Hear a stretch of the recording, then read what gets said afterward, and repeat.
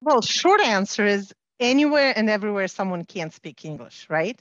Or whatever the common language is. But if you think about it, whatever your business is, it doesn't matter which sphere of business you're in. I'm sure you would encounter plenty of situations where your client or your patient does not speak the same language as you do.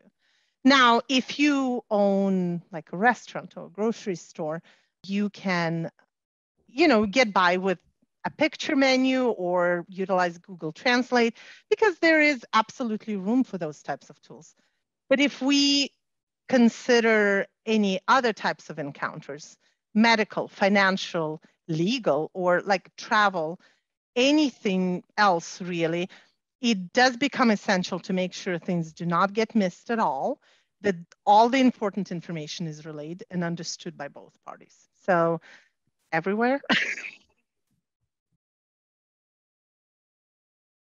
So I think it's easier to answer that when they're not needed, right? So you do not need interpreters when there are no linguistic or cultural barriers to communication. In every other instance, like you will save yourself a lot of trouble, a lot of potential liability by using a qualified interpreter. So I am an interpreter. So I will say absolutely. Absolutely, they are. And so while it is unrealistic and truthfully unwise to expect each hospital and healthcare facility to staff for every possible language like they could possibly ever need access to with a skilled and qualified interpreter, that's unrealistic. But that's where having a working relationship with a remote interpretation company, such as Certified Languages or another one, could be not only beneficial, but really critical. So think about it this way. Like your surgeon, your internist, like your primary care doctor, your OB/GYN, literally insert whatever specialty you want. They will only be able to treat effectively and avoid irreparable mistakes only if they're going off the correct information that their patient provides. And they will have access to the correct information only if they are able to understand their patient well and know that their patient understands them. And this can only happen if they use a qualified and I would add culturally aware interpreter. So I often talk about how I interpreted for a patient that was denied care based on the incorrect information noted in her chart from like a previous encounters. And for a while, I was sure the provider thought like I was a no good interpreter, like I was contradicting everything he knew about the patient. But being able to correct it for her was super important.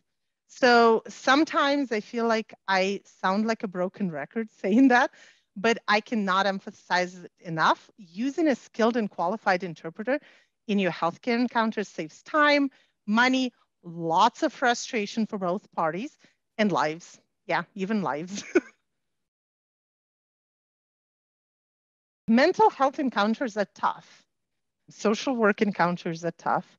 Honestly, if I sorted all my interpreting assignments into categories from easiest to hardest, emotionally speaking, mental health assignments and social work like are definitely up there. I have to be able to read people well. I have to be able to decipher when my approach is making the LP, the limited English proficiency person, uncomfortable. I have to be able to adjust accordingly. I have to choose words with even greater care, be able to recognize and accurately render into the target language things like rambling, echoing, like all of those types of things.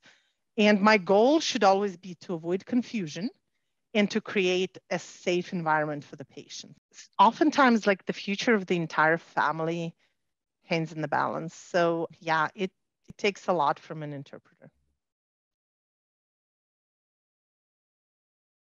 I mean, it's part of the code of ethics. If you feel like at any point you cannot remain impartial and be fair and accurate and complete to both parties, the code of ethics tells you you have to withdraw.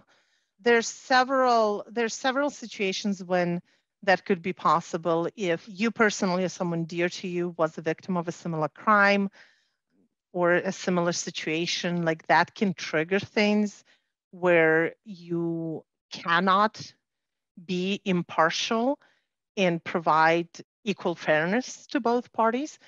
And in this case, it's absolutely essential to withdraw, but also for a lot of interpreters, it's very difficult in the beginning, but as we gain experience, we learn the techniques, we learn to be there and be able to be in the situation and mirror the tone of the encounter, but at the same time, like, be able to decompress after the call when something personally affects us, to have things in place in our lives that will help us cope with that. But in a situation where you don't feel like you can go on with the call, I think it's fair for you not to. That would only be better for both parties involved. Sometimes there aren't enough of us. It may be difficult to get access to a qualified interpreter in a timely manner, especially when we're talking for a language of lesser diffusion. Again, a remote language provider makes it a little bit easier. Also, I would add lack of awareness about the importance of using qualified interpreters versus, let's say, a friend or a family member. I could sit here and give you example upon example how it's a very bad idea for both parties in the long run, but that would take a while. Another problem I can think of is fair reimbursement. I hate to be the one to say it, but in language services, just like with anything else in life, you often get what you pay for. And those who are chasing the lowest price point without the consideration for the level of interpreter's qualification often end up paying more in the long run. Just one of the examples would be like a malpractice lawsuit. That would be a more drastic example of paying more in the long run, but there are countless others. So from the interpreter's point of view specifically, I just wish people sometimes learn the basic common courtesy, like you don't interrupt, you allow for sufficient time to interpret, you don't grow impatient. So allow me to clarify.